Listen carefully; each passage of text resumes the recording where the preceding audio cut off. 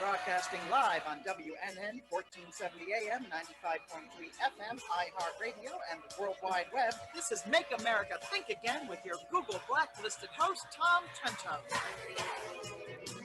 Danger, Will Robinson. Danger. No, Will Robinson. Danger. All right. Welcome, everybody. 9:04 in the morning on Friday, the 23rd. 11 days left. Joe Biden came out of the basement last night. We're going to talk about that. And Dr. Ronnie Wexler came out of the basement also. All right. He's in the studio. Ronnie Wexler is here on Jumpin' Damon Freaky Rosen Day. All right. Jumpin' Damon Freaky Rosen Day. He's here, ladies and gentlemen, in studio. Damon Rosen. Wow. From Israel. Say hello to the people. Howdy. Shalom. Can you say it in Hebrew? Can you? Shalom. We want a little more You Hebrew sure than mastered that language, didn't you? Oh, yeah. Studied hard. Almost as much as my dog. All right, we got Damon Rosen here. Susie Gold, good morning. What's going on? Good morning, everybody. Yeah, we have a full house today. You got a live audience. Yeah, we're talking. We've been doing a lot of talking about the debates last night. A lot to talk about, and 11 days to go, and it's going to be a exciting week and a half. We have a couple of special guests. Laura's coming up in a little bit. Laura Loomer on CBS last night did a great job. We'll talk about that. But give them a little tease about Frank Varona. Oh my gosh! So our guest today, that's coming on shortly, he's authored. His name is Frank Varona. He's authored 23 books, including 6 on the Obama administration. Frank is an expert on domestic and foreign policy and national security issues. In reading his bio, that's very extensive, but what I wanted to point out is that when he was 17 years of age, right before he could even vote, he invaded Cuba. He and his group, the military, invaded Cuba at the Bay of Pigs. He was part of the Cuban U.S. CIA effort. And he was fighting on the shores of the ocean in Cuba. He was captured and sentenced to 30 years of hard labor. And after 2 horrific years in the worst prisons, 1,200 prisoners of war were released following negotiations between the U.S. and the Cuban military dictatorship. And Frank has returned and lived in the United States ever since. And he loves communism. He just loves loves it. Yeah. So we're going to talk about the Democrat Marxist Party with Frank. We're waiting for Laura to pop. There's Frank. Right There's there already. Frank. Good morning, Frank. Is Laura with us yet? All right, we'll have to pop her in a little later. A lot going on today. Tom Trento, your host on WNN 1470. We have a billboard. What? 10 after. Okay. We have a billboard up, Mark, don't we? A couple of billboards up. We'll show you those a little later. But Mark Campbell, our director here, designed a really cool billboard. On one side, it's got Steve Kane and Brian Craig. Their 6 to 9 show on WNN 95.3. There it is. Look right at there. that. If you're looking at it. Great billboard. Really nice. The other side is who? Who's that on the other? Who is that guy? That would Who be is that? Tom Who Trento. is that guy there? Wait Yeah. a minute, you're wearing a jacket. I got a jacket. You know that picture? I didn't know you owned a jacket. That picture there. I was doing an interview for a Canadian television show. They wanted to, you're a hater, you're an Islamophobe, all that. We're just doing a nice objective show on whatever. And we got more guests coming in. Peaceful protester entering. Come in, camera. And we got peaceful protesters. This is from today's going to be a wild day on Freaky Damon, Jumpin' Damon, Freaky Rosen show. Come in. Yeah, come over here. Show us the sign that you're Show carrying. the sign to Peaceful everybody. protesters. There we are. Michelle Terrace. Michelle Terrace. She's the founder of Jexit, Jews Exiting the Florida Democrat red again. Party. Make Florida red again. Good. You got goodies. Good. If everyone's wondering what's going on here, bye, Michelle. See you later. You can go over Careful there. of cords. We're relaxing a little bit. Damon finally got back from Israel for a little while to work with us. Dr. Ronnie Wexler is out and about. He's here in the studio, hasn't been here for a while. So we're going to be talking about Israel and the Middle East and the national security policies of both. Yeah, it was really good to administrations. hear them discuss foreign policy, the Middle East, and the first Arab-Israeli peace agreement in over 25 years. It was good to see they discussed it last night. The deck is never stacked when Donald Trump is in the room. That's for sure. So we got a lot going on, fun show, but we're also having a party. You may be able to tell by my mutated cup here. Yeah, it's red coffee. Oh, it's a red coffee. It's kind of a Malbacian flavor. So nice Malbec from Argentina, actually. A little early in the morning, though. Yeah. I haven't had a glass of wine in a long time, but we can do it here. So, Damon, give us 2 minutes before we get in with you a little later on, your experience in Israel, and now you're here. I made Aliyah 4.5 years ago. I came back once between then and when I got here now, and that was to work the governor's race Right, 2 years ago here, and a little bit on the Senate race. Mhm. And I was supposed to be back 2 months before this election, and I had some, we'll call it issues, or we could call it stupidity on my part. And then I could call it inefficiency on the part of the State Department. The lockdown Israeli State Department, or the U.S. State The Department. U.S. State Yeah, Department yeah. took forever, and then between COVID lockdowns and holiday schedules, getting my dog permitted to get here was We have took Laura me an on. extra 9 days. All right. But All I'm right. here. We got Laura here for a couple of minutes. She was not scheduled, but I watched CBS, the local affiliate, last night, and Laura had an extended interview, as did they followed up with Lazy Lois Frankel. And Laura, what did you think? How'd you feel about the finished product last night? She's on mute. She's on mute. Okay, well, somebody can unmute her. I thought it went. Did anybody in here see it? We got a bunch of I people. didn't here. see it. Anybody see I it? did not. See I did not see It, it. it ran 11 She's p.m. unmuted now. All right, Laura, what did you think of the finished product of CBS's handling of the interview with you, and then the corresponding interview with Lois Frankel? I was a little surprised. I was expecting them to try to, make me look worse than they did. But I thought it was a good interview, and I was happy with the finished product. But of course, I had harder questions than Lois Frankel did. It was just Lois Frankel sitting outside, not really saying much. And then they asked her, why she refuses to say my name, and then she asked, "What is my name?" So she doesn't even know. She says she doesn't know my name. So either she's arrogant or maybe she's got the Joe Biden disease. I don't know, maybe both. But it's pretty nasty, and it's a bit of an insult to the voters and it's just very unbecoming of a congresswoman. I won my race fair and square in double digits. I am the Republican nominee, and the fact that she refuses to recognize that she has a competitor and won't even say my name because in her own admission, she thinks I don't deserve to exist and I don't deserve a platform. And she said, Laura Loomer does not deserve to be discussed or talked about because she's banned from Twitter. So because Twitter decided to ban me, I don't deserve to be talked about, or people shouldn't even say my name, according to Lois Frankel. That's literally what she believes. So if you're banned, and I know a lot of people listening are probably banned on Facebook and Twitter, people should not say your name, according to Lois Frankel. I mean, this woman is just... It went even further Scary. than that, and everybody can watch it. You can go to the West Palm Beach CBS affiliate, and they have the extended version. This was about 10, 12 minutes. I mean, it was a big piece, and it followed the debate, so it had a big audience. But they have an extended one, about a 20-minute one with all the information in it. That's the CBS affiliate in West Palm Beach. You can go see it there. But the questioner for Laura, he was trying to be, Mike Wallace or something like this, not Chris Wallace. Well, yeah, but you change yourself to Twitter, and you're an Islamophobe, and you're banned everywhere, and da-da-da. And Laura handled it beautifully. And then the next guy who was asking Lois questions, "Hi, Lois, how's the day? Yeah, how's everything going? Yeah, what about?" She did say one thing about you, though. He said, "You have never." The interviewer asked Lois, "You have never had an opponent like this, have you?" And she said, she starts to stumble. "Well, no, I haven't." And And she had to catch herself because she's really stunned by Laura. She said that person has a dark heart.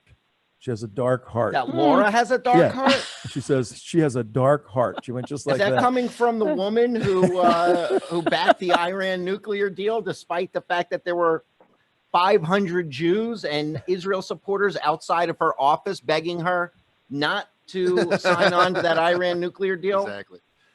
We were there. That's right. So, Laura, what's going on? Where are you at? So I'm driving around in the rain to the different polling locations, talking to voters, and there's a lot of early voting locations, and so I'm just here. And the weather has been pretty rainy here these last few days, but regardless of the rain, we're still out here talking to people and giving them Republican pick cards and just meeting voters, because there's still a lot of people out there who may not know who I am, or they've never met me and they want to meet me, and that's what we're doing. Every single vote counts, and we're going to win this election. You'll see Palm Beach County is going to go red, and I will beat Lois Sprinkle, but it's going to be a tight race. But from the early voting numbers, I'm sure you've seen we've already broken the record of early voting here in Florida, and the gaps are closing between Republicans and Democrats. So if you are a Republican and you've never voted before and you're listening, or you're a Republican and you've never voted in Palm Beach because you're one of those people that, just recognizes that it's been blue for a while, you should really go out and vote, because I'm telling you, the amount of energy at the polling sites for President Trump and the lines and the amount of Republicans who are coming out, and I've even met some Democrats who are just sick and tired and they're voting for Trump. I was going to It's say, amazing. the Palm Beach Democrats, County is going red. the Democrats need to words. come out and vote for you if they are sick of how left the party has turned. There's no reason you can't pick up a bunch of Democrat votes, particularly among our fellow Jewish voters. Well, and I am, and there's a lot of Jewish Democrats who are voting for me, and there's a lot of independents or people who have traditionally maybe voted left-leaning who are voting for me because they recognize that the party, especially because this is the most Jewish district in the country, and it's not just Jewish Democrats that are walking away and voting for me, but everybody knows that Jews predominantly vote Democrat, but given that this is a historic race, it's the first time two Jewish women are up against each other, but on opposite ends of the political aisle. It's really energized, the Jewish vote here, and there's over 100,000 Jewish voters. And it happens to be in Donald Trump's district, who, by the way, is flying in today. He may be somewhere where we're going to be later on this afternoon. We'll talk about that. But tomorrow he's voting somewhere in West Palm Beach. It's going to be amazing. Laura, we got to let you go. We got a very, very busy show. Great job last night, everyone. Laura Loomer, go to the CBS affiliate and watch the whole extended interview between Lois and then another interview. With And just before I go too, we're in the final stretch here, and so we need to put up signs. We need to do a lot of things to make sure that we get as many people out to vote. So if you please can, even if it's just $5 or $10, go to LauraLoomerForCongress.com and make a donation today, because we need to. Is that video flip on your website, Laura? Red. Is that video on From your the website? interview last night? No, it's not up yet. The interview just came out last night. It's on CBS. All right, like Lindsey Graham. Hey, everybody, can you chip in? The other guy's raising $1 zillion. Can you chip in 25 cents? That's amazing how much that guy's I know, raised. $50 million. All right, here's the numbers right here. Tom Trento at 9:17 in the morning.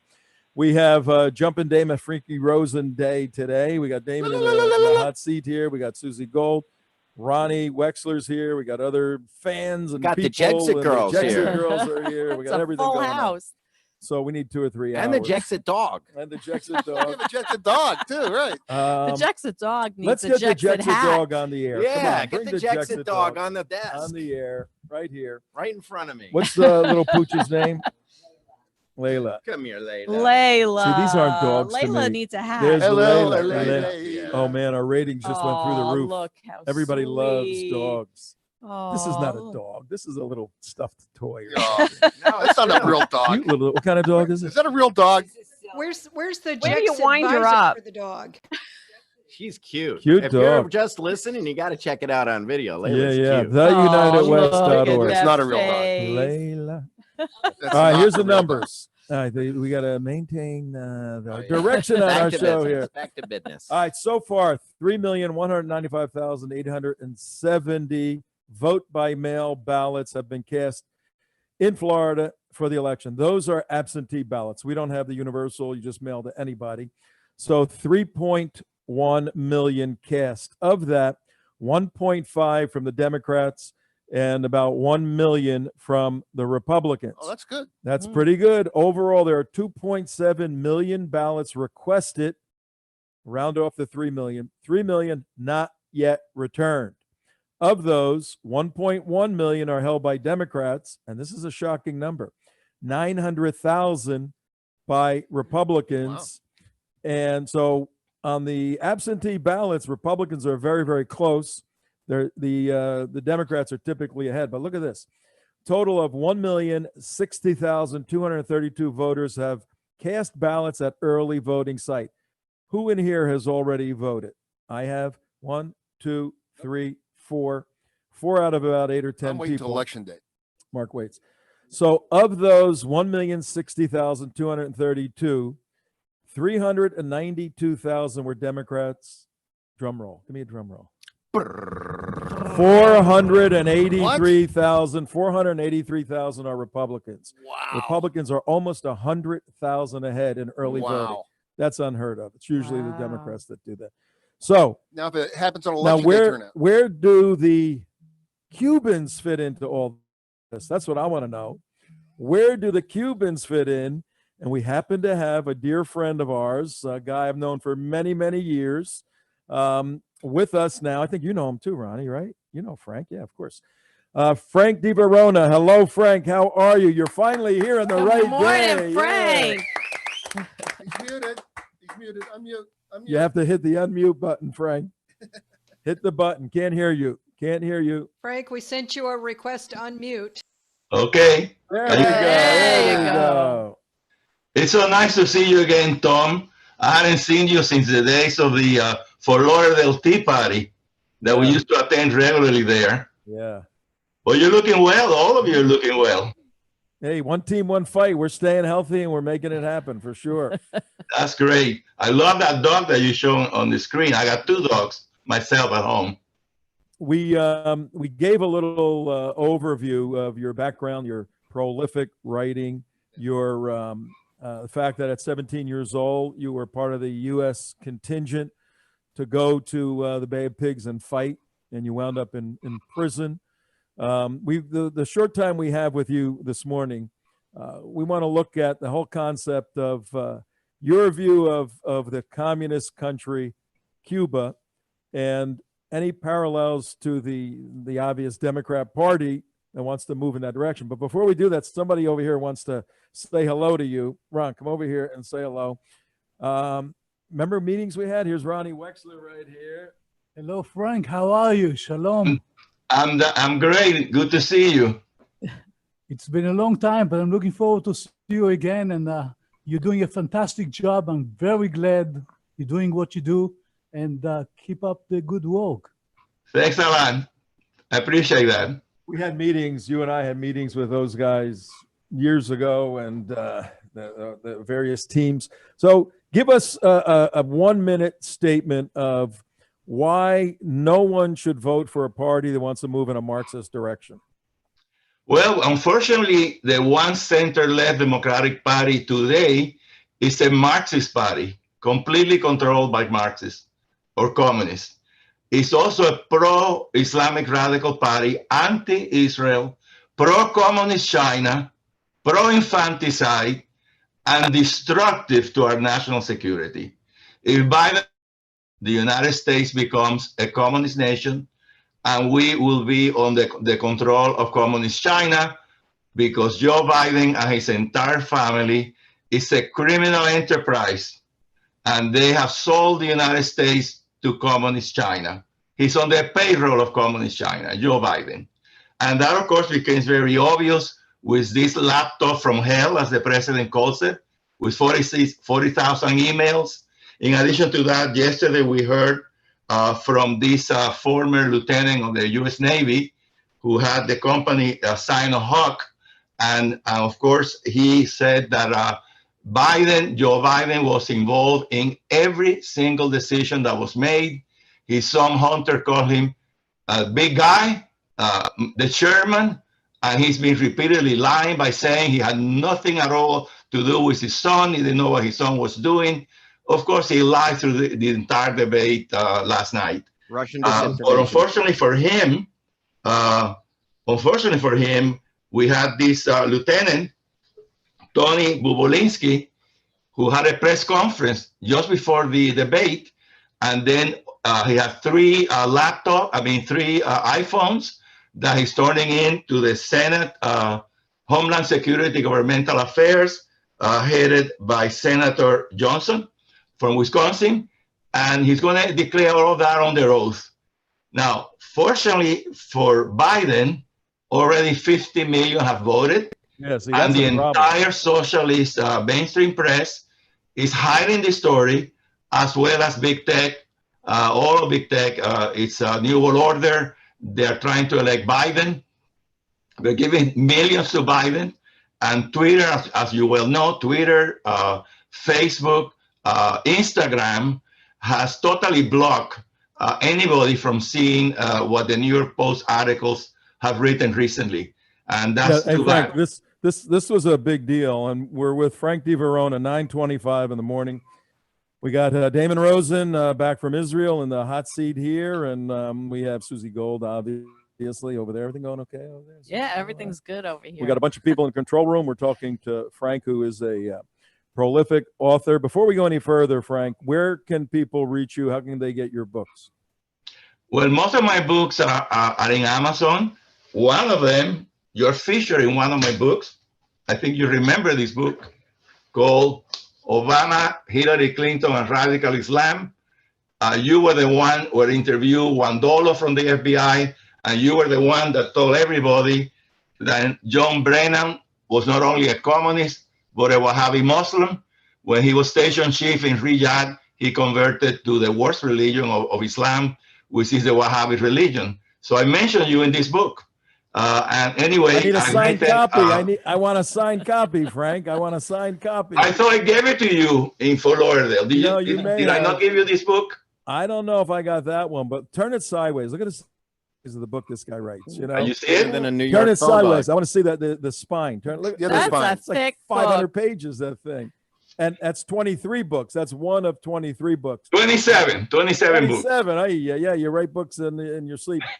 That was 2013. We were in the other studio. We were on WNN. You were there, and we interviewed Guandolo, former FBI agent, and his friends were in the room with John Brennan when he did the shahada, when he asked Allah into his life, and they were eyewitness testimony, and no one's really refuted. They go, oh, that's a conspiracy theory, but they have not refuted the fact that those people were there. 2 years ago, when I was in town, you and I went to Dr. Bobcat Security Council up in somewhere north in Palm Beach, and there was Jupiter. I'm not in Jupiter. I'm not going to name the recently retired CIA officer that was there speaking, but I was having a cigarette with him outside, and I First asked name him is about Jeff, maybe, but that's okay. I asked him about what he knew about Brennan. He goes, I can't tell you if he's Muslim or not, but I can tell you his office had some prayer rugs in it. Just a little Just indicator. just to make the local people feel comfortable. No, that was his office in D.C. Oh, in D.C. That was his Oh, office my in D.C. word. Oh, my.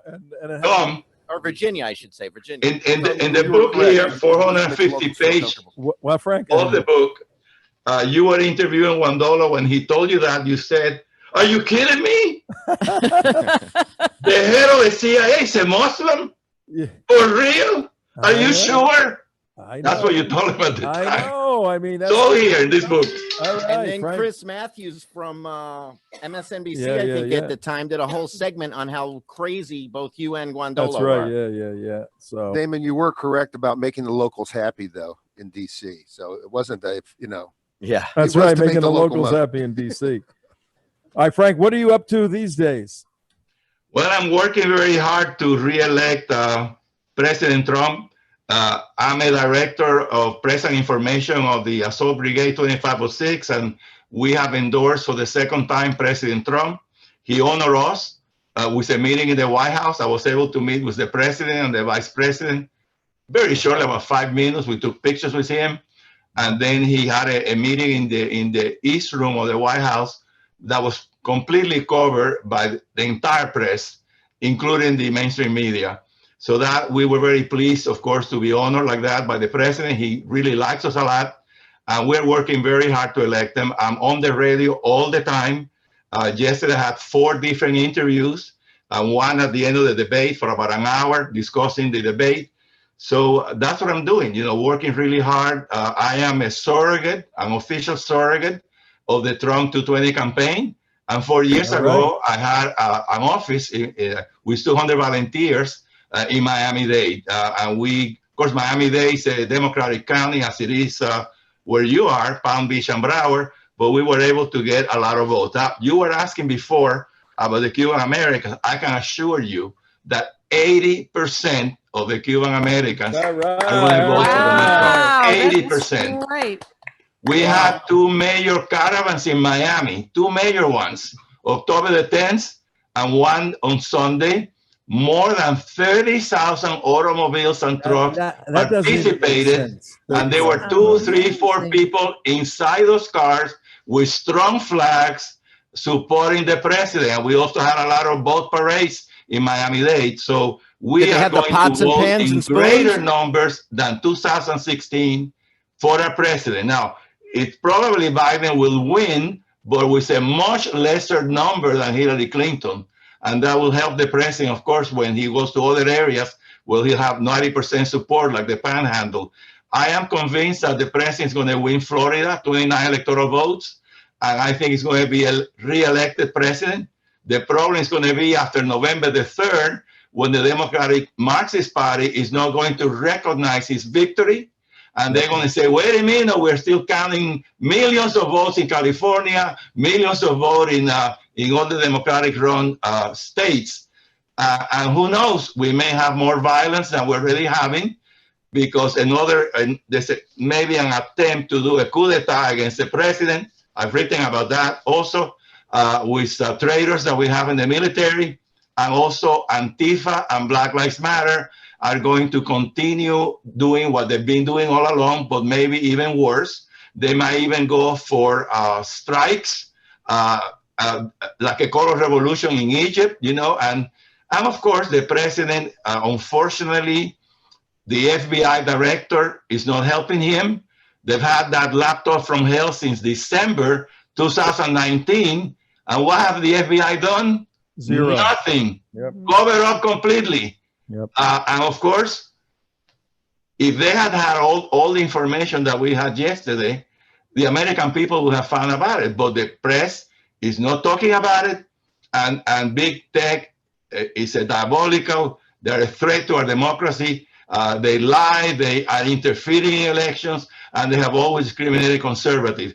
So in spite of all of that, President Trump is going to be reelected. All right. The problem is going to be that the Democrats already have like 600 or 700 lawyers headed by Eric Holder, and they're going to sue everywhere, wherever Trump wins. And they're going to invent false stories, voter suppression, this and that.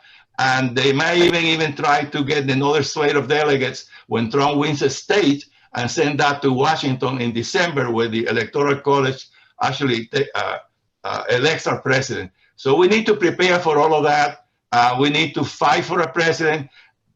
And if there is a coup d'etat, we need to go out in the streets and support our president with our weapons. We're not going to tolerate a coup d'etat in the United States. So we're going to become a communist nation. We'll support the president with every weapon that we have, either trying to do a coup d'etat against our great president. All right, Frank Di Varona, thank you very, very much.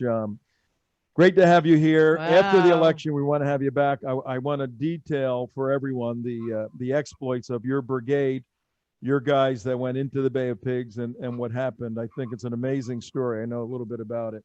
So we'll have you back after the election. Thank you. Thank you for the interview, Tom. Nice seeing you again. Great seeing you, Frank. Take care. Thought back in 1961 when he got out of jail, and say 1963 if he thought he was going to be fighting communists again. 50 years later.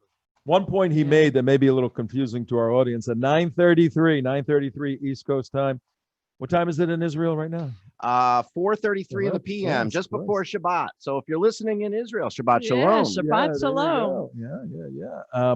One point he said, Tom Trento, your host here with Susie Cole, 95.3, 1470 AM. He said Biden's going to win in Dade County. And it sounded like he was saying Biden's going to win the presidency. What he's saying, why don't, Susie, you understand that, right? Damon, you understand that? Yeah, you go. Explain that. Well, being that Florida is, as all states, it's the popular vote for the state that gets the delegates. Right. And in years past, Miami-Dade County is a very blue area, as is Fort Lauderdale. And what And Frank's Palm Beach saying, right here, but Miami even more so. Miami's traditionally very blue. What Frank is saying is that due to the huge support of the Hispanic community, particularly the Cubans and Venezuelans that are aware of how damaging socialism and communism is, they're very, very much voting for Trump and the Republicans this time because they realize that a Democrat win is it's socialism To return coming. to, So being that is such a populous area, Florida's about 20 million people. There's about 6 million in the Tri-County area, if I'm not mistaken, 6 to 7 million. Even though we're going to lose the popular vote in Dade County, it's a Florida-wide vote. Yeah. So we're going to lose by less than we have before. We will lose that county by less, but in the state, it's a massive. It's a net. It's a net huge compared to elections past when the Democrat Party did not represent socialism and communism, and the Republicans didn't have such a high support of the Hispanic community. It gets a little confusing, but for these three counties, and for those of you who don't know the geography, Miami is down south, Fort Lauderdale is the next county north, and then West Palm Beach, that's the 6 million people you're referring to. These counties always go Democrat. So the Republican plan is let's lose not by 6 points, but let's lose by 2 points, which is a net gain of 4 on the overall popular vote for the state. That's 240,000 votes. That's a lot of votes. Yeah, of course. So that's what Frank was talking about, that the Cuban impact is going to be. Which is actually a bigger difference than what Trump won the state by in 2016. 112,000 votes. Yep. All right. We got a lot to do. Let's see. Are we off the air? No. That's the air. Oh, okay. See? So don't get tricked. Yeah, by all don't these pay attention to that. Just look at that face up there. Susie, did you watch the debate? Of I want course. to talk. I was glued to the TV TV last night. Yeah. All right.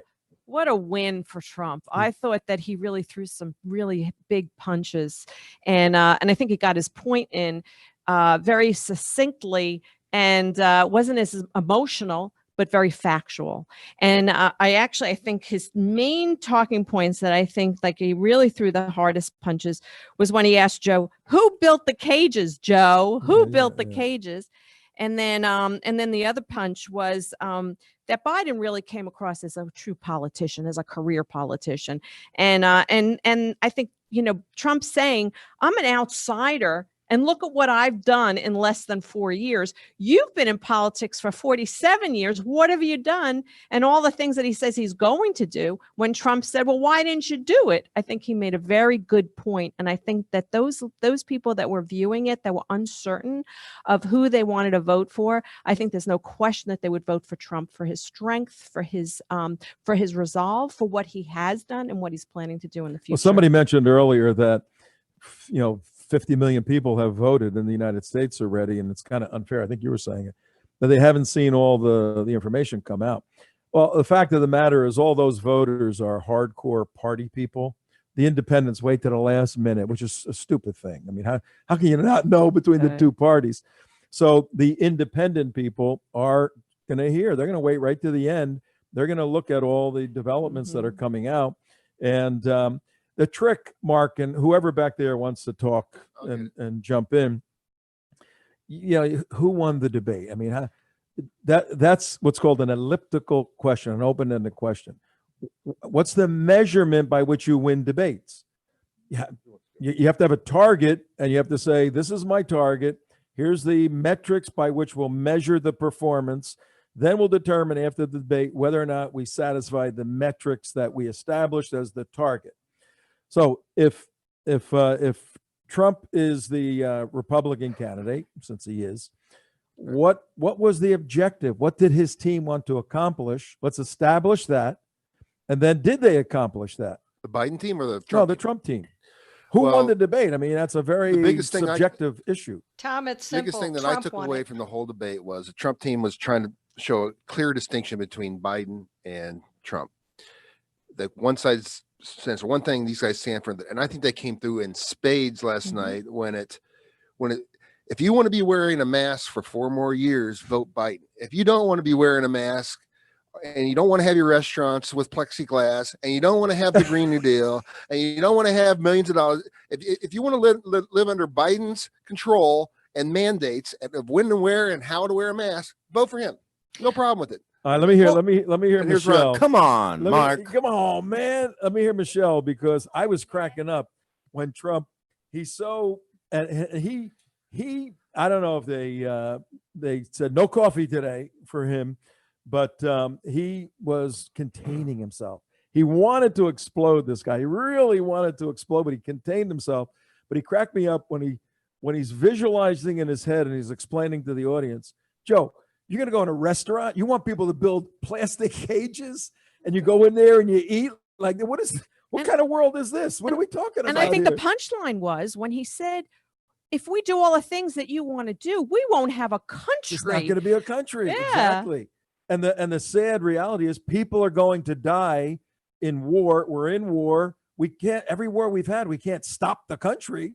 We have to recalibrate and move in a direction, and people are going to die, sadly. Michelle. I think the mic drop line of the night was, you and Barack Obama are the reason I am the president of the United States today. That was pretty good. Yeah, that was very good. Now, he should have come back. I'm going, Biden should say, you're the reason why I'm running again. I thought he was going to. I I thought he was going to bring up the Charlottesville shenanigans. Yeah. Damon, you saw it. Who else is back there? Yeah, Ronnie, weigh in.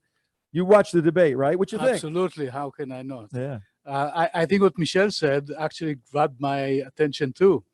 You're the reason I'm running. I mean, how can you close the debate by a better punchline than that? But I also want to tell you that I was listening to the Israeli media, and in the street, as Damon said before, people, 75% are for Trump. There's no question about it.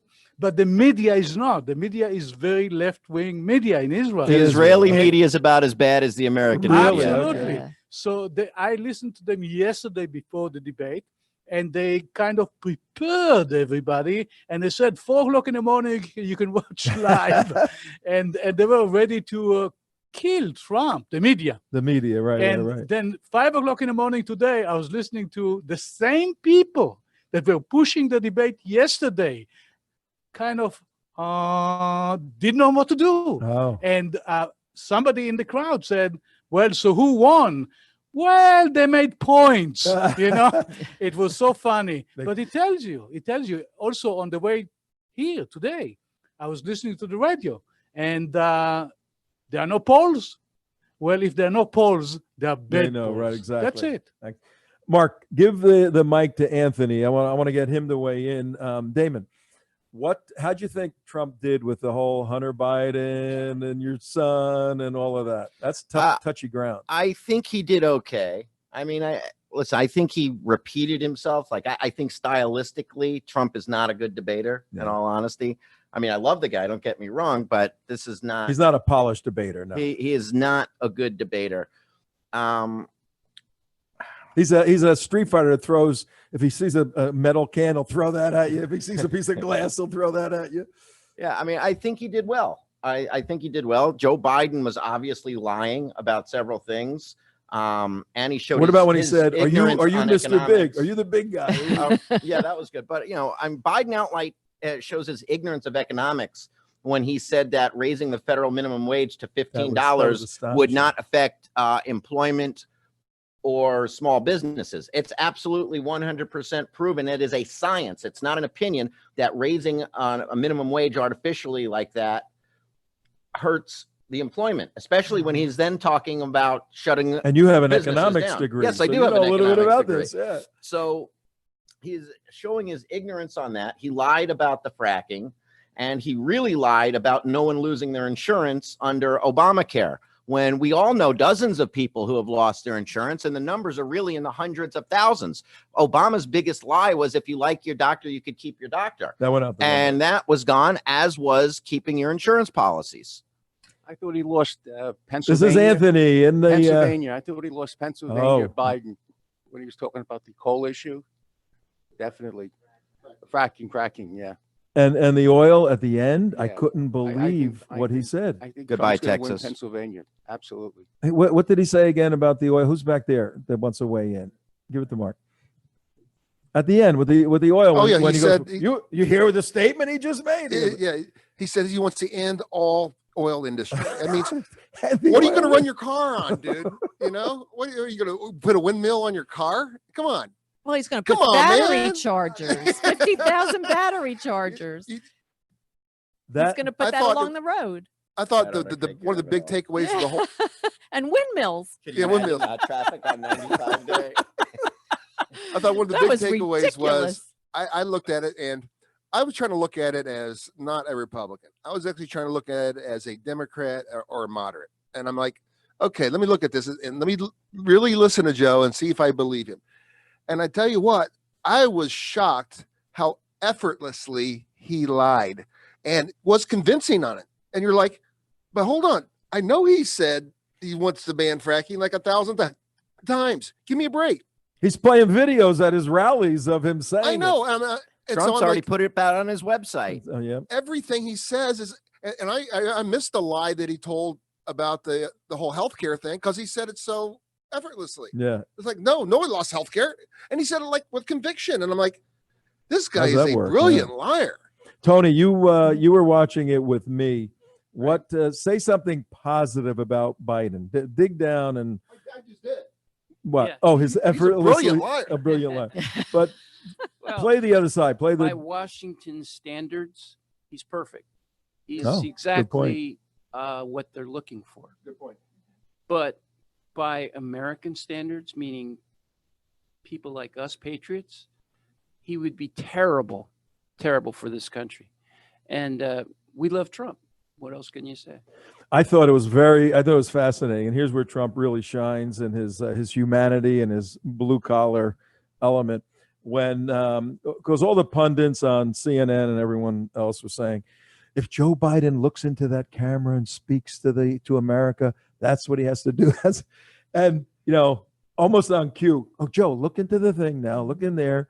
And he turns and he looks in, and it was corny and it was somewhat staged. And actually, they use these terms, CNN. They said he is corny and staged, but it works. He spoke to Americans. And Trump goes, remember what Look at him. Look at him. Look at the career politician. Hello, Like, everybody. people sitting around the table Here's and they're talking about changing their tires. Listen, when he talked about character, when Joe looked into the camera and said, this is about character. This is a guy that 30 minutes before the debate had Tony Bablinski talking about how Yeah, filthy right. and corrupt he was. Yep. That's the character of Joe Biden. And that's honestly the character of a big majority of career politicians. And that goes for both parties. Karen has. I thought you were talking about the time when he said, you see what he just did? He's talking about a hard issue, and then he immediately flipped and went to he diverted. He changed the story That and was went to when my they were talking about taxes. China. no, he went to all the families sitting around the dinner Oh, table. right. Yeah, right, I thought right. that was The brilliant. He tear-jerking just stuff. exposed him. That's a good, those moves work sometimes, but he overplays that, and it's just silly. And Trump But called him Zach's out point on was it. right. He's perfect for Washington. Karen, what did you see? My favorite line was reminiscent of Clinton. I have not taken a penny from any foreign source ever in my life, with the exact same tone that Clinton lied, he lied. That I will not reminded raise your me- taxes moment. That reminded me of the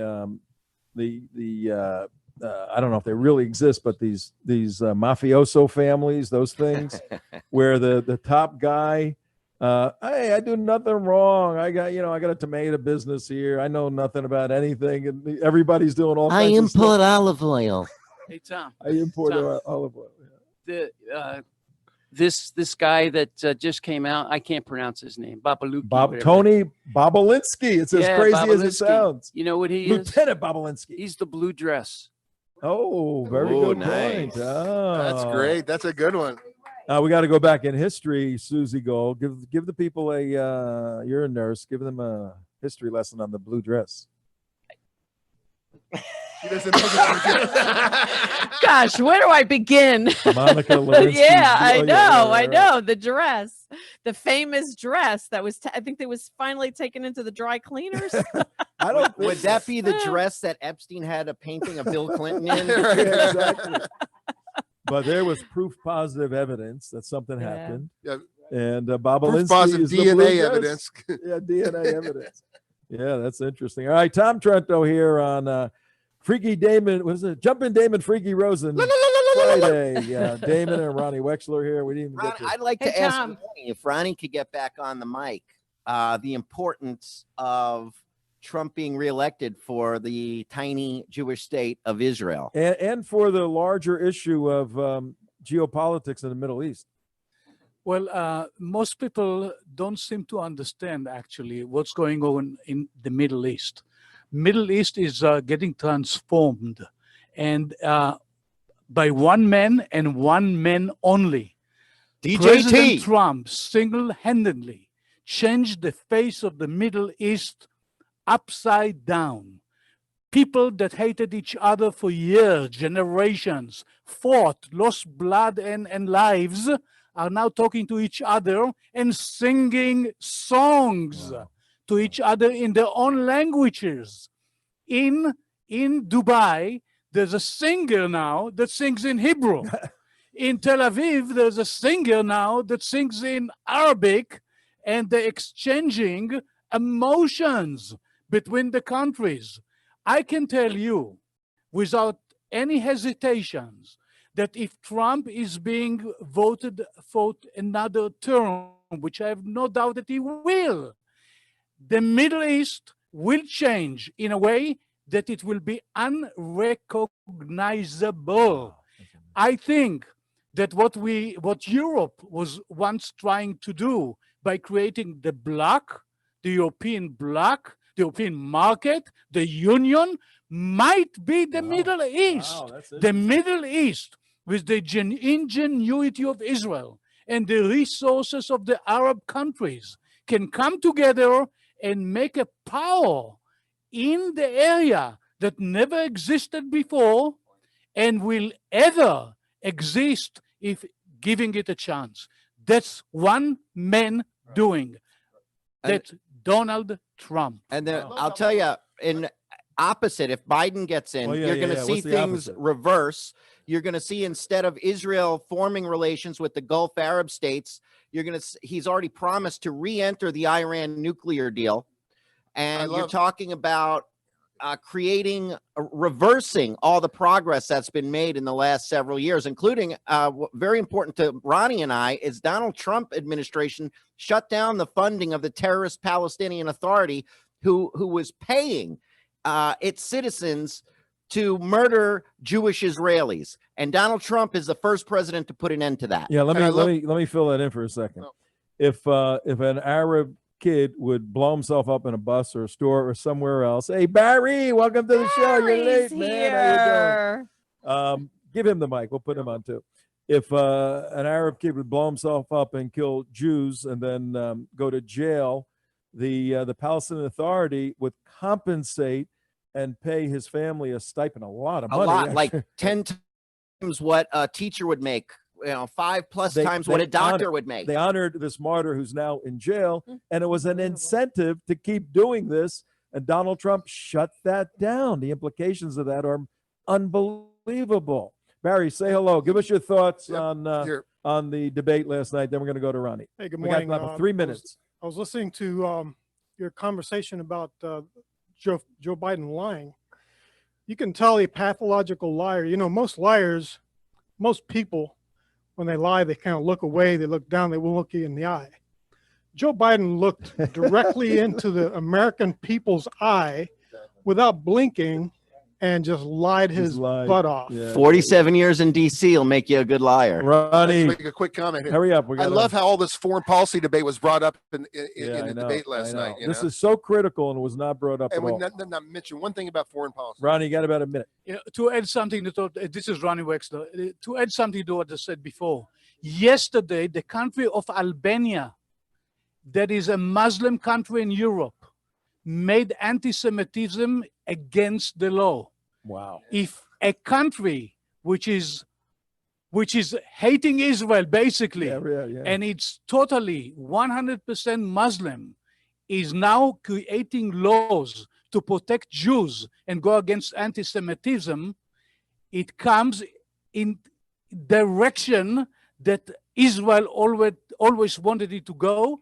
And again, one man did it, and it's President Trump. All right, now that's amazing. On December 7th, 2017, I was in the hospital getting some checkup, and I heard on the news that Donald Trump said he's going to move the embassy from Tel Aviv to Jerusalem in May. And I said, this is crazy. How's he going to do that?